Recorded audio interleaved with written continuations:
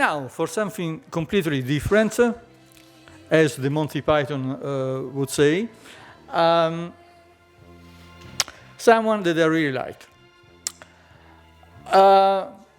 Is a probable candidate for the second funniest title of this thing. And in fact, I suggested it to him. And he's a good sport, and he said, okay, fuck, I'll do that. Why that? So the title, to be quoted in extenso, is, hey, I'm just a Danish boy from the countryside, comma, what the fuck do I know about male toxicity? And so I asked Nicolai Nørregaard, who is a fantastic chef, is a fantastic human being, is someone so sweet, you would hug him all the time. Would you do this thing on the male toxicity? Why that? Because I've been to Kadeau a few times and the food is marvelous. You can see the open kitchen, they don't punch each other. It's more whispers than shouts, to quote Ingmar Bergman. There's a gentle atmosphere. There's a few girls dealing with all the boys, looking as equal. There's an harmonious feeling. And also the food. You might argue there's a lot of twizzling, there's a lot of leaves, etc. But seems so peaceful, so untoxified by what we might call the male toxicity, the hierarchy in the kitchen, the role of the chef. It seems a real teamwork. So the male toxicity is a subject at large. And then, if you want to ask me also, but why Nicolai Nørregaard? Because it really is a good sport. And to tell you a story, okay, I have to tell it, Nicolai, I have to tell it. A few years ago, probably not the best, but one of the leading magazines, food magazines in the world was doing an issue, a special issue on what we called nudo e crudi, you know, the Italian pasta, translated like raw and naked. And so I called Nicolai and said, hey, do you want to cover? We're going to do a picture of you, full Mountie, fully naked in the waters of Bornholm. And then he accepted and we did it. He put himself naked with no secrets. And there's also, in a certain way, with a little veils of mystery, what you feel when you go to Kadeau, this fantastic 2 Michelin stars, blah, blah, blah, blah, blah, blah, restaurant in Copenhagen. You feel there is no filter. It's very naturally flowing. And so maybe it's a good place to start questioning the so-called male toxicity. So a big welcome for the daredevil Nicolai Nørregaard. He escaped. Ah, no, he's there. I thought you had to run away. Thank you so much for everything, Andy. Yeah, so as the title suggests, Andy convinced me to do this talk about male toxicity.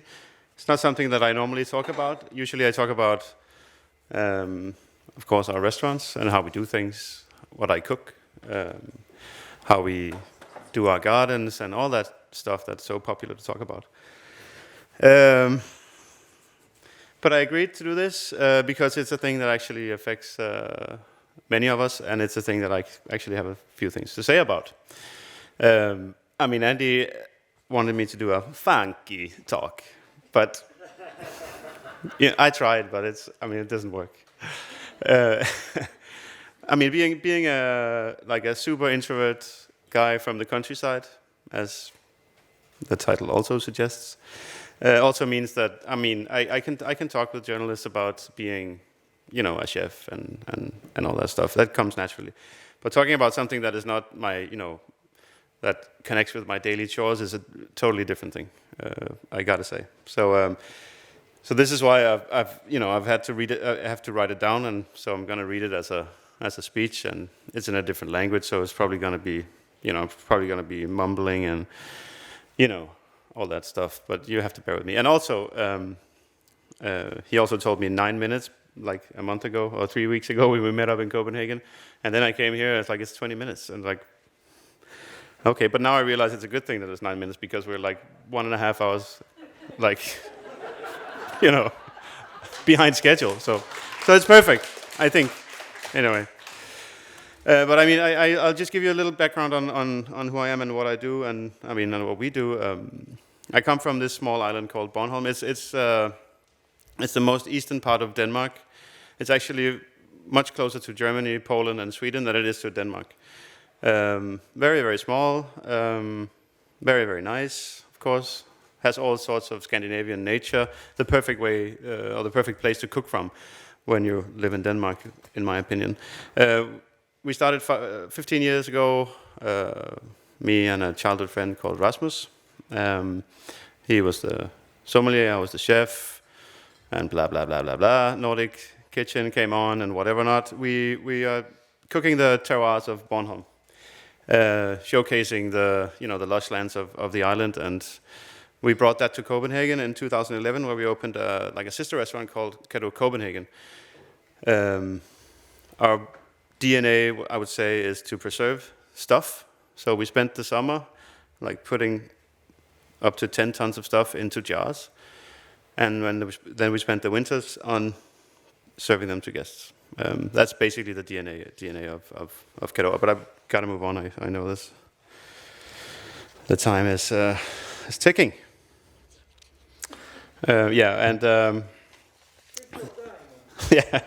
Yeah, I will, because I'm going to read it, so it's going to be very slow. No, I'll just have a sip of water. It's going to take some time.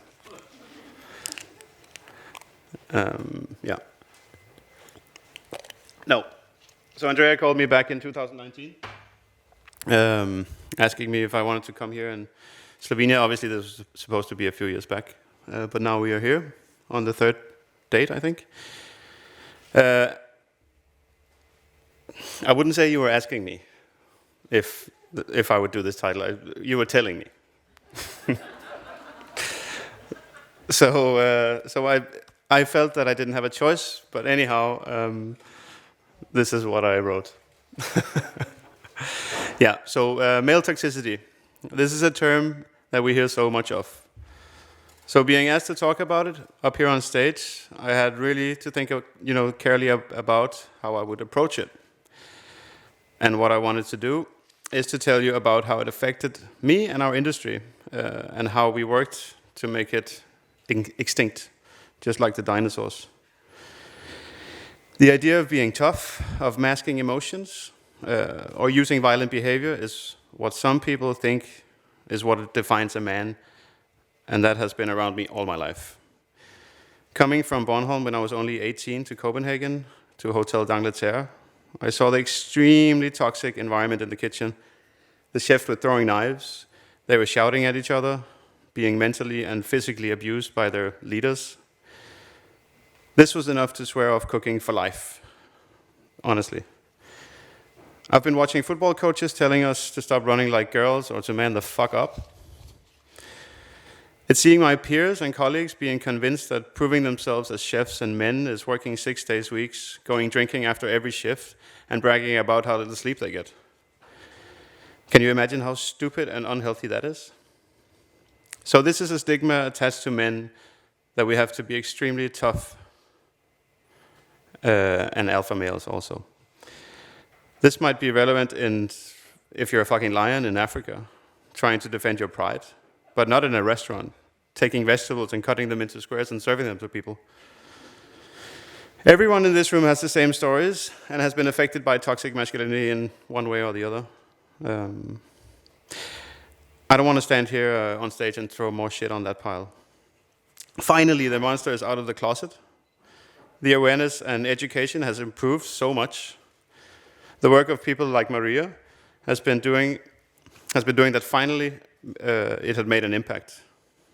We're the same people, only smarter, and more equipped with this knowledge and how to do things better. 5 to 10 years ago already feels like an eternity. Defining toxic masculinity is one thing, but also I had to ask myself what masculinity honestly meant to me. As a friend pointed out when I was discussing this with him, was that I was far from being the most masculine type of man.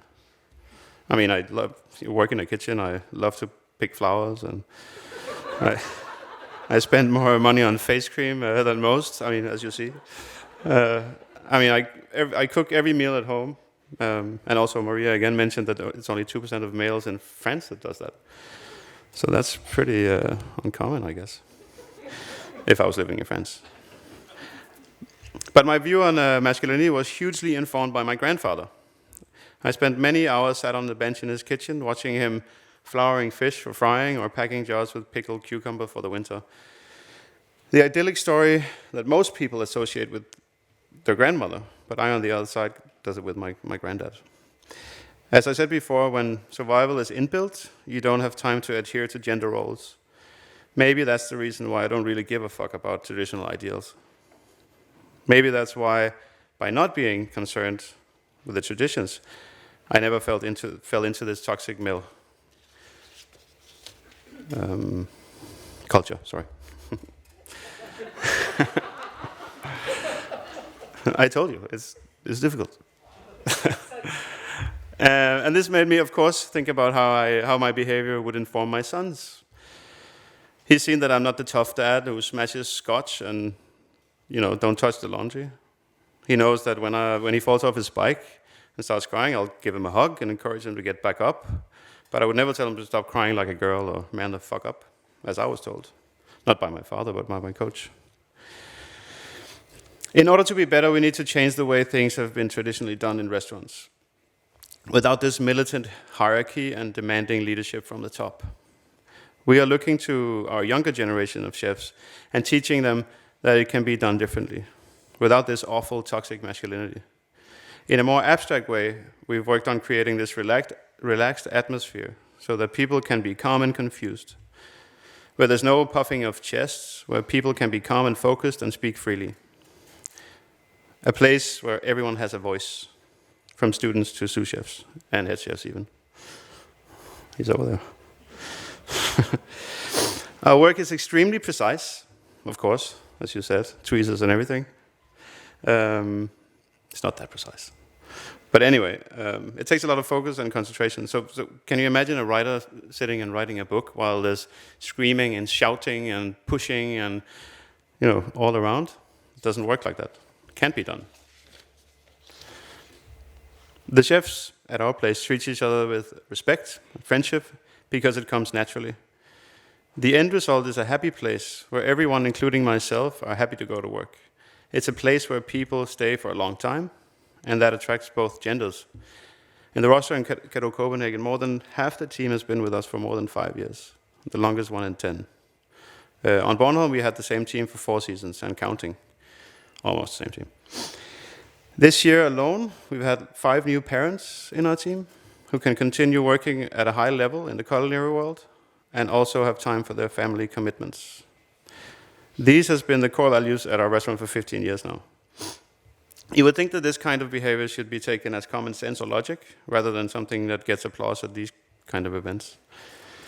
But the problem is, it is still common out there. And for anyone to think that running a kitchen by macho action and fear produces the best food in the world, it doesn't. I've eaten at those places, and I can promise you, the only thing those kitchens produce consistently is broken people. And that's not to say that we're producing the best food in the world, because we're not. But here's the thing. I don't have 3 Michelin stars in either of the restaurants. We're not on the World's 50. We're not the most talked about restaurant in Copenhagen. Arguably, that's difficult to be.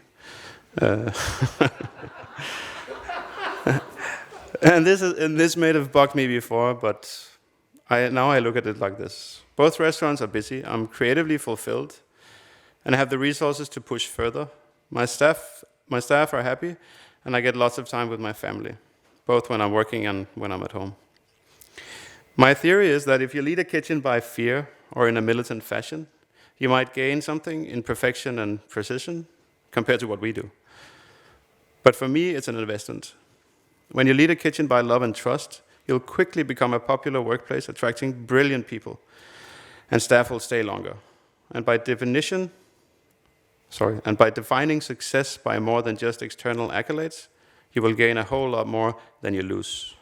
You will build people instead of breaking them. Thank you.